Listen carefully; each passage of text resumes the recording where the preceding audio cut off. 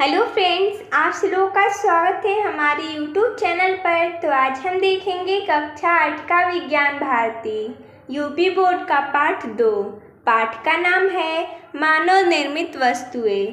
तो देखिए दोस्तों, जैसा कि हमने इस वीडियो में इस पाठ के प्रश्न उत्तर को लिया है, तो चलिए देखते हैं। प्रश्न 1 है, सही विकल्प के सामने सही का चिन्ह अपनी उत्तर पुस्तिका में लगाइए।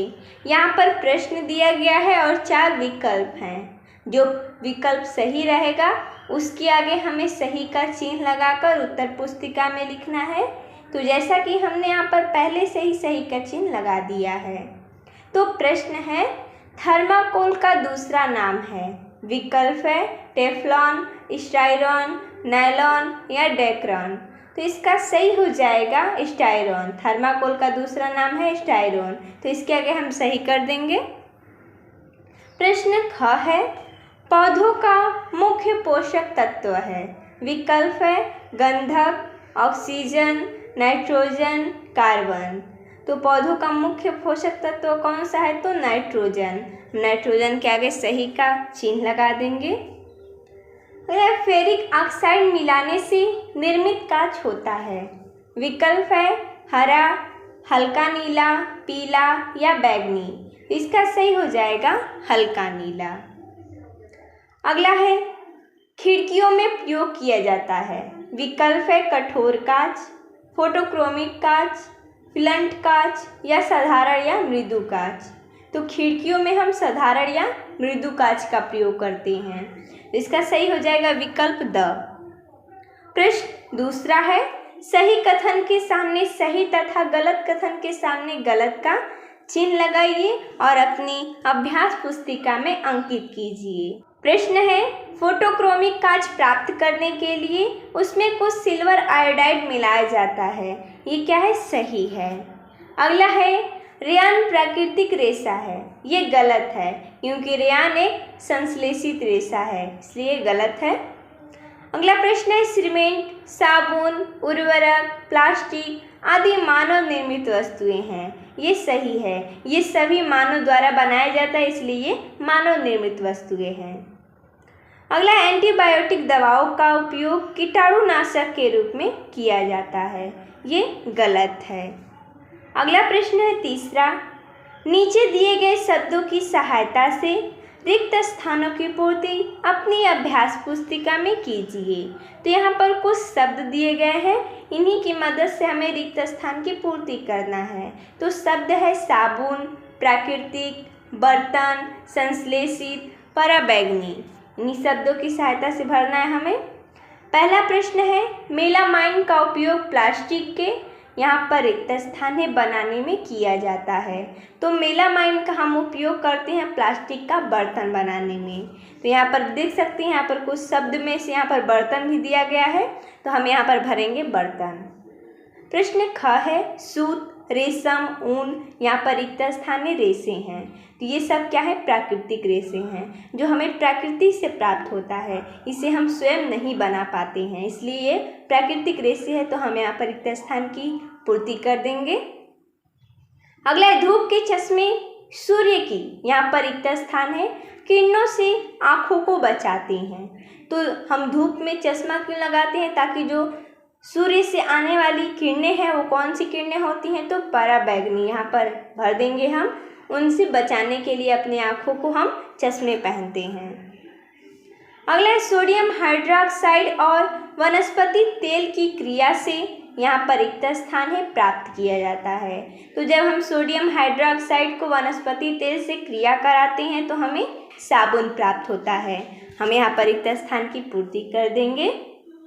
अगला है, यहाँ पर रिक्त स्थान है, रेशों से बने कपड़े अधिक टिकाऊ और सस्ते होते हैं। जो प्राकृतिक रेशे होते हैं वो अधिक टिकाऊ नहीं होते हैं, लेकिन जो संश्लेषित रेशे हैं वो अधिक टिकाऊ होते हैं और सस्ते होते हैं। और जो प्राकृतिक होते हैं वो कम मिलते हैं लेकिन महंगे होते हैं। लेकिन ये संश्लेषित रेशे सस्ते होते हैं और अधिक टिकाऊ भी रहते हैं। तो हम भर देंगे इसमें संश्लेषित।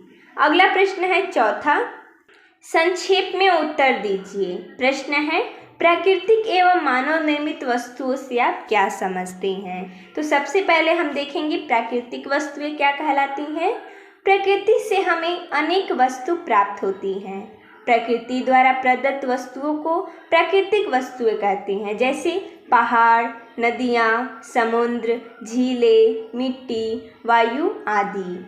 जो हमें प्राकृतिक में मिला है वो सब प्राकृतिक वस्तुएं हैं। और यहाँ पर मानव निर्मित वस्तुएं हैं। जो वस्तुएं मनुष्य द्वारा निर्मित की जाती है उन्हें मानव निर्मित वस्तुएं कहते हैं, जैसे वस्त्र, कृषि यंत्र, मकान, साबुन, सीमेंट आदि। ये सब मानव निर्मित वस्तुएं हैं। अगला है किन्हीं 4 प्रकार के कांच का नाम लिखिए। तो जैसा कि हमने यहाँ पर लिखा है 4 प्रकार का कांच, साधारण या मृदु कांच, कठोर कांच, फ्लंट कांच, फोटोक्रोमिक कांच। ये हो गए 4 प्रकार का कांच। अगला है पॉलीथीन, टेफ्लॉन, एक्रिलिक तथा बेकेलाइट के एक एक उपयोग लिखिए। तो पॉलीथीन का उपयोग हो गया थैली बनाने में, टेफ्लॉन का हो गया नॉन स्टिक बर्तन पर उष्मा प्रतिरोध परत चढ़ाने में, यानी कि जो हम नॉन स्टिक बर्तन होता है उस पर हम उष्मा प्रतिरोधी का परत चढ़ाने में टेफ्लॉन का उपयोग करते हैं। एक्रिलिक का उपयोग हो जाएगा कार एवं ट्रकों की खिड़कियों में, और बेकेलाइट का उपयोग बिजली के बल्ब, स्विच, कंघी, पेन और हत्थे बनाने में किया जाता है। अगला है साबुन और अपमार्जक में क्या अंतर है? इसका उत्तर हो जाएगा, सबसे पहले हम देखेंगे साबुन। यह वनस्पति तेल और सोडियम तथा पोटेशियम हाइड्रोक्साइड की पारस्परिक क्रिया द्वारा बनाया जाता है। कठोर जल के साथ साबुन एक सख्त पदार्थ बनता है। इस प्रकार न तो झाग बनती है न ही सफाई होती है। अपमार्जक ये पेट्रोलियम हाइड्रोकार्बन से बनते हैं। वे कठोर जल के साथ भी आसानी से झाग बनाते हैं। इस प्रकार कपड़े सुगमता से साफ हो जाते हैं। अगला है मृत्तिका क्या है? तो इसका उत्तर हो जाएगा कुम्हार एक विशेष प्रकार की मिट्टी का उपयोग करते हैं जिसे चिकनी मिट्टी या क्ले कहते हैं। गुथी हुई चिकनी मिट्टी से चाक द्वारा पहले कच्चे बर्तन बनाए जाते हैं, फिर उन्हें उच्च ताप पर भट्ठी में पकाया जाता है। पके हुए इन बर्तनों को ही मृत्तिका कहते हैं। यानी कि जब मिट्टी को गूँथ लिया जाता है तो उस गूँथे हुए मिट्टी को चाक पर चलाया जाता है और फिर बर्तन बनाए जाते हैं और उस बर्तन को उच्च ताप पर भट्ठी में पकाया जाता है। इस प्रकार इन पके हुए बर्तनों को ही हम मृत्तिका कहते हैं। अगला है संश्लेषित रेशे क्या है? इसका उत्तर हो जाएगा नायलॉन, पॉलिस्टर, डेक्रॉन, रेयॉन आदि मानव निर्मित रेशे हैं। इनमें से बहुत से रेशे पेट्रोलियम पदार्थों से प्राप्त किए जाते हैं। मानव निर्मित है यानी कि संश्लेषित रेशे। इस प्रकार के रेशे को संश्लेषित रेशे कहते हैं। अगला प्रश्न है 5वां, खंड क के अधूरे वाक्यों को खंड ख की सहायता से पूरा कीजिए। तो जैसा कि हमने यहाँ पर मिलान करके लिख दिया है, खंड क में है मनुष्य अथवा मशीनों द्वारा तैयार की गई वस्तुएं यहाँ पर मानव निर्मित वस्तुएं कहलाती हैं। जो मानव निर्माण करता है किसी वस्तु का तो वो मानव निर्मित होता है। दूसरा है मकान बनाने में ईंट, सीमेंट, सरिया आदि का प्रयोग किया जाता है। तीसरा है सीमेंट के नए प्लास्टर पर पानी का छिड़काव आवश्यक होता है। कृषि उत्पादन बढ़ाने के लिए उर्वरकों का उपयोग किया जाता है। अगला है रेयान रेशों को कृत्रिम रेशा भी कहा जाता है।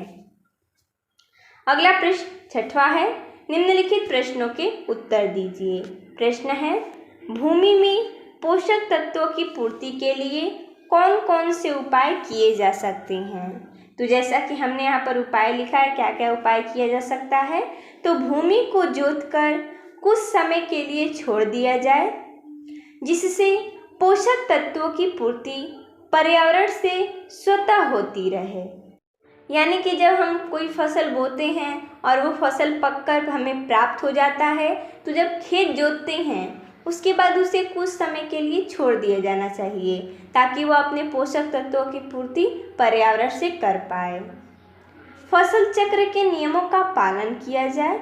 भूमि में पोषक तत्वों की तत्काल पूर्ति के लिए विभिन्न रासायनिक खादों का प्रयोग किया जाए। तो इसका हो जाएगा यही उत्तर।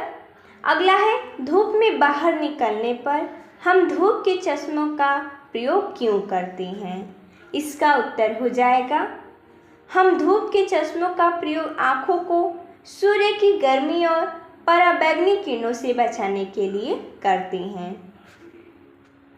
अगला है, संश्लेषित रेशों से बने वस्त्र जल्दी क्यों सूख जाते हैं? इसका उत्तर हो जाएगा, संश्लेषित रेशों से बने वस्त्र हल्के होते हैं और इनमें सिकुड़न नहीं होती है, इसलिए जल्दी सूखते हैं और संश्लेषित रेशे ज़्यादा टिकाऊ मिलते हैं और सस्ते मिलते हैं। अगला है, जैव निम्नीकरणीय एवं जैव अनिम्नीकरणीय में अंतर लिखिए।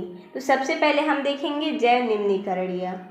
वह पदार्थ जो प्राकृतिक प्रक्रिया जैसे जीवाणु की क्रिया द्वारा अवघटित हो जाता है जैव निम्नीकरण कहलाता है।